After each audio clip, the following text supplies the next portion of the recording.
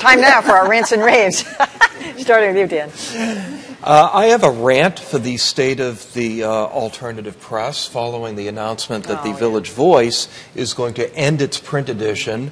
They are going to go with a digital edition. It's a tough business model. I suspect it's going to be smaller than it's been. The Village Voice is kind of the granddaddy of all of the alternative weeklies going back to the 50s. We lost the Boston Phoenix a few years ago. The Baltimore City paper recently said that they're going to go under unless they can develop a nonprofit model. The San Francisco Bay Guardian is gone. This is a real shame. These were real voices of the community. And though the counterculture may be a memory, these were still vital voices of their community right up until the end. But free papers, not much advertising, pretty hard to make a go of it in that environment. Yeah, it's really sad. And it's the end of the paper. I don't care what anybody... Online is not going to cut it. It's going to be very difficult. It's not a good business because a lot of it was the advertising. Yeah. All right, Lyla. So my rave. I'm so used to hearing the rants.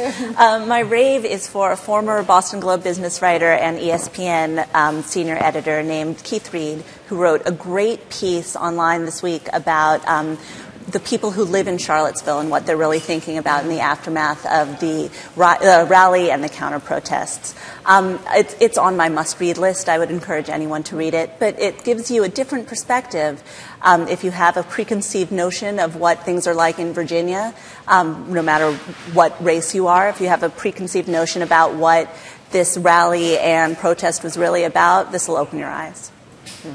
All right, Callie. All right, well, I actually have a rave for Facebook, which, as you know, I don't love. But it makes me insane when all of my friends send me something and I say, where did that come from? I don't know, it was on Facebook. All right, where did it come from? So now they're making a tweak to actually put the logos of the companies where the information came from. So if it came from CNN, they're going to put that up there. If it came from Vice, they're going to put that up there. So you know exactly what is the source of the information, which, as we know, we should be wanting to know if it's credible enough to even be something we should read. So finally, there is some attribution for the folks who are doing the work, and I think that's a huge step forward. I would say it's better attribution, because it's been there all along. Well, I don't think it's clear. I can't tell you. Millions of people send me stuff, and I say, where did it come from? They have no answer. I don't know. I don't get anything in my news feed anymore except happy birthday from all. Sorry. I can't even stand it. Is it your That has birthday? got to stop. I've tried it. I said, people, grown adults, wishing each other happy birthday day after. It's like, that's all that I get now. Yeah, part of the issue is that there are fake news sites that intentionally try to appear, like abcnews.co is a website that wants, so they're hoping that the logos can provide another layer of verification. All right, Josh, what have you got? I have a rave for White House Chief of Staff John Kelly. I mean, it's an early rave. We'll see how it works out. But this week he did something that I think was sorely needed. He decided that there were going to be new policies about the information that reaches the president, that all news stories, along with other things, but news stories since we're on Beat the Press, that will reach the president will go through him or one other White House staffer first.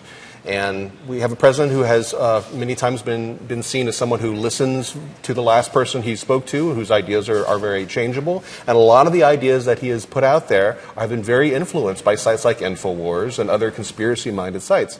Donald Trump Jr. has been pushing some of these sites in the past. I mean, just this past week, Sheriff Joe Arpaio said that InfoWars deserves the credit for getting the president to apparently consider a pardon for the sheriff out in Arizona. Just today, InfoWars' top headline was, this morning, is this final proof that Michelle Obama is a man? That's the kind of thing that was being put in front of the president.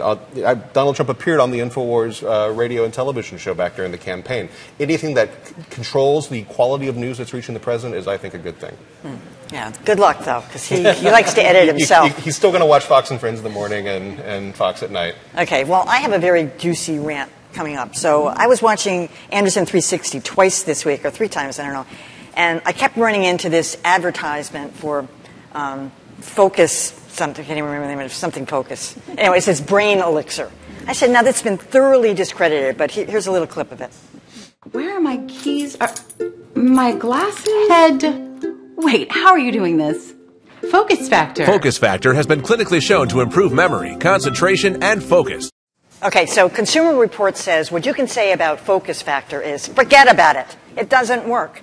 But meanwhile, speaking of InfoWars and Alex Jones, he's been roundly criticized for advertising an elixir that's almost the exact same thing. It's made of it's called brain power. This is Alex. You think our information's hardcore?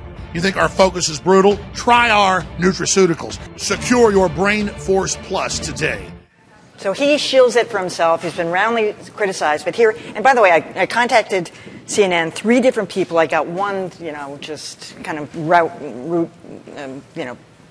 email back. But I wanted to know why they're putting something on the other that is demonstrably false. Are they that desperate for advertising that they would do that? I find it shocking, really. There's an unfortunate way in which AM radio advertising and cable news advertising are coming closer together. The same sort of things you'd hear on AM radio talk. Let's hope they do something about it. All right, that is it for our show.